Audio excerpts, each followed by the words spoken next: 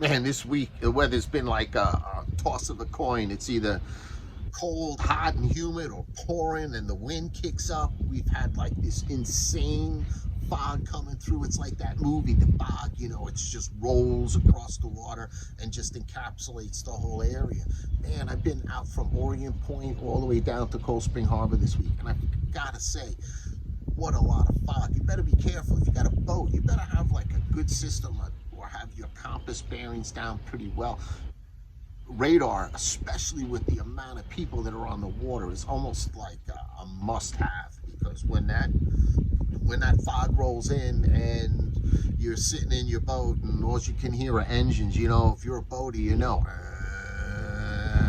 got your friend on the boat, you got your kid on the boat, and you think, why is somebody like on plane in the middle of the fog? Please don't do it. It makes people crazy. It's so scary. And those surfcasters, if you're on the beach when that fog rolls in, sometimes you could be out on a rock. Just have your bearings down. Some of these newfangled watches, they'll tell you where you're at. It's pretty cool. It's a little less scary.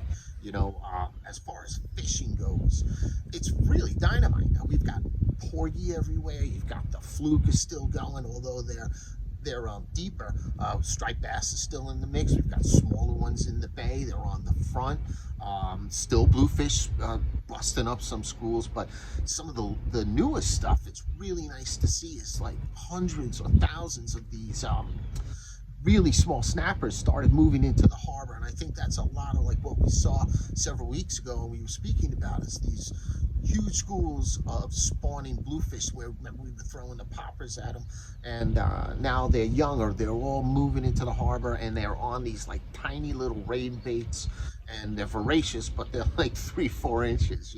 It's like a scary mini me, but they're in the harbor. And what that means is you're most likely going to see some other larger fish transition on them, because although you've got like large bunkers are great bait, especially when you cut it up, but like a 14-15 inch bunker is too big of a forage for some of these smaller fish, 6-7 pounds, and they're going to transition over to those smaller snappers and the peanut bunker. Definitely keep your eye. You can stay on the bait, stay on those fish. Another great thing I'm seeing is that we're getting a lot of blue claws. This is like the second year in a row, third, 3 years ago we kind of started seeing some of them, but this year they really started coming in. Some of them have some eggs, and that's great to see, because that means that these waters, they're really getting clearer up here in Long Island Sound, and we're all doing our best to keep it clean, and more and more porpoise, of course. Porpoise were seen to the west of us, so maybe they're going to show up. Of course, for a fisherman, when you see that porpoise, you know that the bite is almost going to immediately shut off.